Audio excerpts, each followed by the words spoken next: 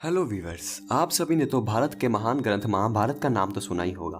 तो आज हम महाभारत काल के एक शक्तिशाली योद्धा श्री अश्वत्थामा जी के बारे में बात करेंगे, तो इस वीडियो के साथ बने रहें। दोस्तों, अश्वत्थामा गुरु द्रोणाचार्य और माता कृपी देवी जी के पुत्र थे। महाभारत काल से पहले गुरु द्रोणा अनेक स्थानों के भ्रमण के लिए अपनी पत्नी संग निकले।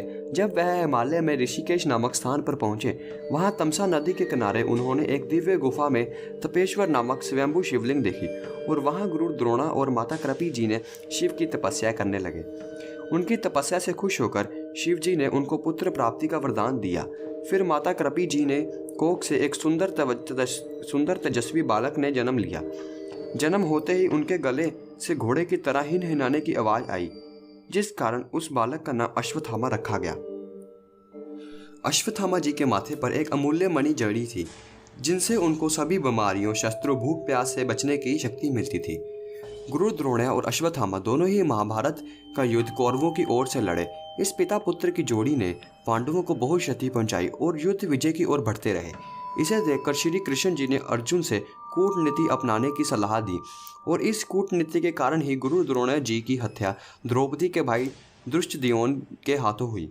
युद्ध समाप्ति होने के बाद पिता की मौत का बदला लेने के लिए अश्वत्थामा ने पांडवों के 5 पुत्रों को मार दिया, धृष्टद्युम्न की हत्या की और अन्य कई महान योद्धाओं को मृत्यु दी। इस बात से श्री कृष्ण जी को बहुत गुस्सा आया और उन्होंने अश्वत्थामा को श्राप देते हुए उनकी अमूल्य मणि निकाल ली और उन्हें ऐसे ही तड़पते रहने के लिए छोड़ दिया। अश्वत्थामा जी तो अमर थे, इसलिए आज भी हमें कुछ ऐसे सबूत मिलते हैं जिससे यह पता चलता है कि अश्वत्थामा आज भी जिंदा है और अपना इलाज करवाने के लिए इधर उधर भटक रहे हैं। तो अश्वत्थामा जी आज भी जिंदा है, इस बात के सबूत हमें कई महान ग्रंथों में मिलते हैं, जिनमें से कुछ कहानी को जिक्र हम इस वीडियो में करेंगे। कहानी नंबर 1। कर्नाटका के एक गांव में नारायण संत जी रहते थे। वह संत जब अश्वत्थामा जी से मिले तो उन्होंने अश्वत्थामा जी को महाभारत के युद्ध के बारे में बताने के लिए कहा। अश्वत्थामा जी के पास हमेशा एक कपड़ा रहता था जिसे वह गीला कर बार बार सुखाते रहते थे। तो अश्वत्थामा जी ने यह शर्त रखी, जब तक यह कपड़ा गीला रहेगा तो मैं उनको कहानी सुनाऊंगा, बाकी का कहानी मैं अगले दिन सुनाऊंगा। पहले दिन की कहानी के लिए उन्होंने कपड़े को गीला किया और कहानी सुनाने लगे। जब तक वह कहानी युधिष्ठिर जी की मौत तक पहुंची तो वह रोने लगे और वह अगले दिन के लिए रुक गए। तो अगले दिन नारायण संत ने डर कर अपनी सारी कहानी अपनी पत्नी को सुना दी और अश्वत्थामा जी को इस बात का पता चला और वह वहां से चले गए। नारायण संत जी के द्वारा लिखी गई महाभारत को आज भी पढ़ते हैं तो उसमें सिर्फ युधिष्ठिर की मौत तक का ही जिक्र है, उसके आगे जिक्र नहीं है। तो इस बात का यह सबूत मिलता है कि अश्वत्थामा जी आज भी जिंदा है।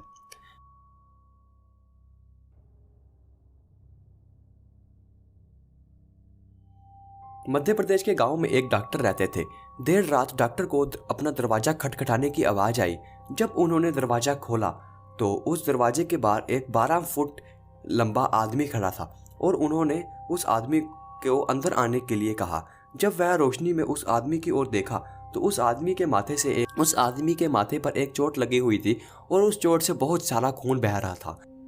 उस डॉक्टर ने उस आदमी को कुर्सी पर बैठने के लिए कहा और उन्हें मरहम पट्टी करने लगे। मरहम पट्टी करने के बाद भी उस व्यक्ति का खून बहना बंद नहीं हो रहा था। डॉक्टर ने उन्हें मजाक से कहा, अरे भाई, तुम्हारी ये कैसी चोट है, इसका खून बहना तो बंद ही नहीं हो रहा, अगर कहीं तुम अश्वत्थामा तो नहीं हो। यह डॉक्टर ने बात मजाक में की। थोड़ी देर बाद डॉक्टर दूसरी पट्टी लेने चले गए और उतनी देर में अश्वत्थामा, जो कि वह व्यक्ति के भेष में आए थे, वो गायब हो गए। तो डॉक्टर उन्हें ढूंढने लगे पर वह कहीं नहीं मिले। तो चौंकाने की बात यह थी कि डॉक्टर के घर के दरवाजे की कंडी अंदर से बंद थी, जिससे यह पता चलता है कि वह अश्वत्थामा ही थे। तो दोस्तों, आज की वीडियो में मैं आपको 2 ही सबूत दे पाऊंगा। अगर आप ऐसी वीडियो ज़्यादा चाहते हैं तो हमारे इस चैनल को सब्सक्राइब करें और हाँ, कमेंट बॉक्स में बताएं कि आपको किस टाइप से वीडियो चाहिए है। अगर आपको ये वीडियो पसंद आया हो तो लाइक करना ना भूलें और चैनल को सब्सक्राइब कर लें और बेल आइकन को प्रेस करें नोटिफिकेशन पाने के लिए। जय हिंद।